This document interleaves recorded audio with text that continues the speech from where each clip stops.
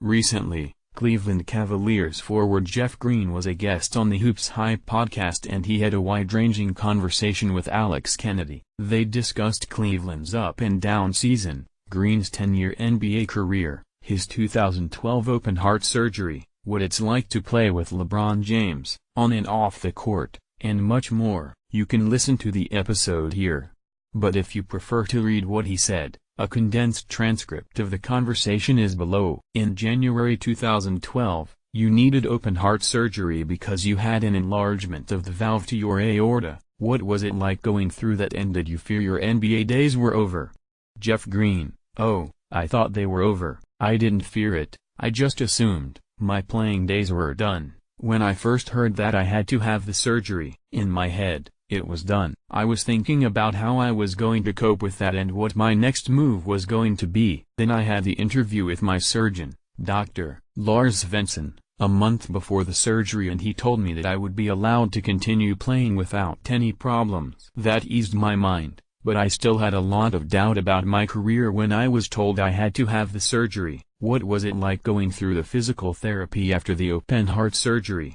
Because not only were just trying to feel better day to day, you were also trying to get back into NBA shape. JG, it was very humbling. Very, very humbling. During rehab, I was always among older folks who'd had multiple heart surgeries and who were 50 years old and up. I was by far the youngest in my rehab class, but the experience definitely humbled me, made me appreciate life more, and it helped me make sure that I value each day because I went through a life-threatening surgery. My life changed in a matter of seconds.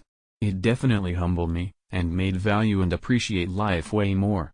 Your story is inspiring. Anyone who doesn't know the details should look it up. Now, I want to talk about this season. When you decided to go to Cleveland, did you know there would be this much media coverage, and did you expect the team to be under the microscope so much?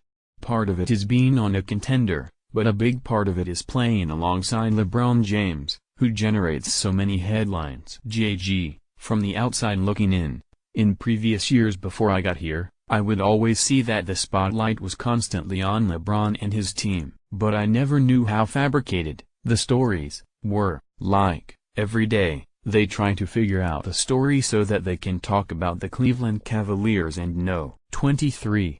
When I got here, I didn't know how much coverage there would be and how much we'd be in the spotlight. But after a couple weeks, it was getting pretty ridiculous because there were stories that were being made up about what was going on, what was happening. There were a lot of stories put out there that were false. When you're playing with one of the best players to ever play this game, the best player to ever play this game, that comes with the territory. I'm starting to realize that. And there's nothing you can do about it. You just have to accept what they put out there and know in-house what the truth is and how to deal with it as a team. It gets to a point where you can't believe everything you hear. As a team, we've learned to cope with that and deal with that throughout the year. When you get out on the court with LeBron, he's certainly worth the media attention and scrutiny. What has it been like playing with him, and how has he helped your game? JG, for sure. He definitely makes everything easier for everybody. He makes the game so much easier with his vision, the way he plays, his basketball IQ, and the way he goes about his work every day. He works extremely hard to take care of his body and make sure he can put us in position to win our games. He gets a lot of scrutiny for what he doesn't do, but a lot of people don't see everything he does do behind the scenes. I've seen it firsthand. I've witnessed the incredible stuff he does. He's having an amazing year, and it seems like every day, he's reaching another historic milestone. You're sitting back like, man, he really did that? He's the only player to do this? It's been amazing to watch, and it's been amazing to be a part of it. How long do you think LeBron can continue playing?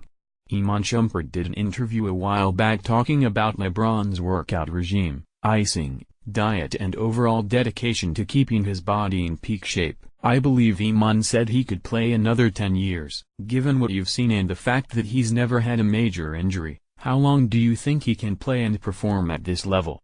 JG, as long as he wants. He's a guy who really puts his money into his body and takes care of his body. He does whatever is necessary to make sure he's able to go out every night and give it his all. The way he's going, I think it'll be up to him. He'll decide when he wants to shut it out, given how much work he puts into his body. I think that's a question you have to ask him. How many years does he want to play? I think it'll be totally up to him. If you look at his game, he's 15 years in and he's finishing above the rim. He's one of the biggest guys on the court. He hasn't missed many games. I mean, he's been everything for us this year. How many years is he going to play? You'd have to ask him how many years he wants to play. At the trade deadline, Cleveland dealt 6 players. When that's all going down, that has to be kind of scary. Were you looking over your shoulder and wondering if you were next? JG, I mean, yeah, of course. Nobody wants to be traded. I've been traded before, right at the deadline, like at 2:59. It's not an easy thing to wait and see if you'll be traded, but this is a business and things happen. It's out of your control and teams are going to do what's necessary for them as they try to better their team. It's definitely an uneasy feeling when you're sitting there and waiting. We brought in 4 new guys that have helped us in what we're trying to accomplish. I had never seen anything like that, trade deadline, because it all happened so quick. Like, it was one after another after another after another. And this was over the course of, like, 15 minutes. You're following along and you're like, oh, we did that? And that? And that? It was crazy and I've never seen anything like it. It was a weird feeling because we lost so many good guys that I was close with. But it's a business. It's unfortunate that we weren't able to get it together with that group. It was definitely a shock. We had a road trip that day and going to the plane, it was like, wow. We just did that. 6 guys are gone. It's something you can't prepare for. I'm not going to ask you about your thoughts on LeBron's free agency because I'm sure you get asked about it a lot, whether it's from fans you run into, people in your life, other media members. What I do want to know is how often does it come up and how annoying is it? JG, I actually don't get asked about it much, because I'm not going to talk about it even if I am asked. I mean, he's a grown man and people can ask him. But I'm pretty sure he's going to give you a non-answer that you don't want to hear. But it does come up. It's been coming up since day 1 of this season and I'm sure people will continue talking about it, writing articles and videos about it and sharing their opinion on what's going to happen. It's something you can't control. But ultimately, he's going to do what's best for him and what's best for his family. He's a grown man and I think he has the right to do that. You can't judge a man by what he wants to do. When that time comes, he's going to make a decision and whether people like it or not, they have to live with it. For the first year of your NBA career, you played for the Seattle Supersonics. What was your experience like there and could you eventually see an NBA franchise being back in Seattle? JG, I honestly hope that city gets an NBA franchise, and I hope it's soon. That was an amazing city. They had everything you could ask for, amazing food, people and views, but especially great fan support. I mean, you can see it with the Seattle Seahawks and Seattle Mariners. They love their sports. That city deserves an NBA team. And I think they will get one. I just hope it's during my NBA career so that I can go back and see the city some more and just enjoy it because it's a great city. I thought it was sad when the team had to leave. I wanted to stay in that city and be a part of that city for a long time. You were part of the Thunder's core when they had Kevin Durant, Russell Westbrook, James Harden, and Serge Ibaka. You guys were a close group that had excellent chemistry. I remember you guys did everything together off the court. What was that time in your career like, playing with such a close-knit team? JG, it was fun to be a part of. For me, you come in with somebody who is from where you are from and Kevin Durant. Both of us are from Prince George's County. That's family. You're more comfortable dealing with what you have to deal with because you have someone you can talk to who is your age. He comes from where you come from. The next year, we draft Russell Westbrook and then you have Serge Ibaka there.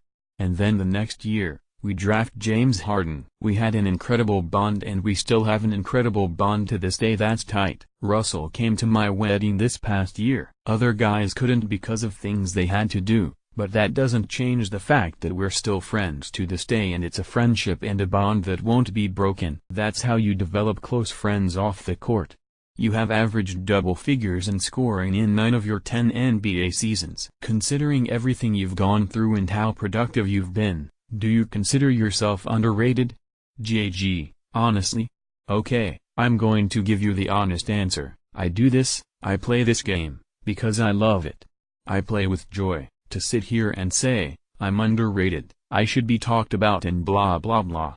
Nah, I couldn't care less about what people have to say about my career and what I've done in the NBA. They may say, oh, Jeff wasn't this at this point in his career, but I don't care. I do this because I love this game. Whether I have 2 points or I have 40 points, I've done great things in my career. I'm happy playing this game and I've enjoyed every up and down throughout my time with this game. I've enjoyed everything that his game has given me.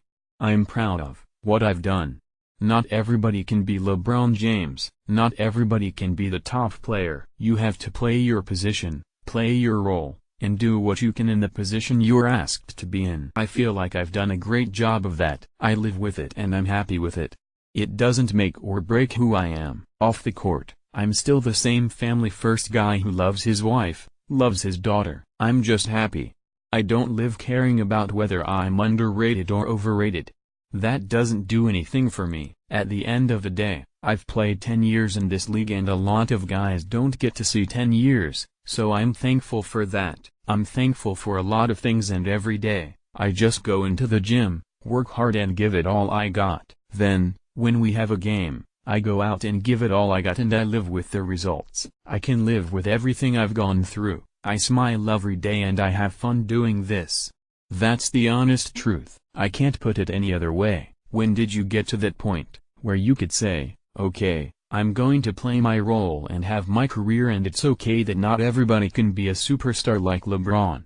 When you're younger, I think every player wants to be star and views that as the priority. When did you get to the point where reached that mindset and could be happy with what you've accomplished rather than wanting more? JG, this year, laughs, honestly. You go through a lot of things, in your head, and think of what you could have done better and how certain things played out. And we're so accessible these days, so you do hear people criticize you and ask, why didn't Jeff Green do this, or, why didn't Jeff Green do that? You hear it every day. When you're young, you try to block it out, but it's hard because you want to prove everybody wrong. It's tough. It takes a while to accept that. You should be happy that you're in the NBA, you're still playing meaningful minutes, you're on a great team. That should be enough. It's everything I could have asked for. Everybody has a different path. God has a plan for your life and everybody's is different. It's taking a while, obviously, laughs, for me to accept that this is my route, this is my path, but I accept it now and I will do whatever it takes to help this team win a championship. If that path is just going out there in the playoffs and just playing defense, that's what I'll do. I'm happy with that, but it has taken a long time to accept that and not go out there trying to prove people wrong and not getting down on myself if I don't get the results that I want. Everybody goes through it. It's just taken me a while to accept it and move on and be happy with everything, but at this point, I can honestly say I've accepted it, but I'm still working hard because I can obviously still get better. That's not going to change, but I've accepted where I'm at and I'm happy with my career. And that's the first step to appreciating your career, in my mind. My goal was to make it to the NBA and I did that, and then I did a lot of good things, and I'm proud of myself. I'm happy, man. I'm happy.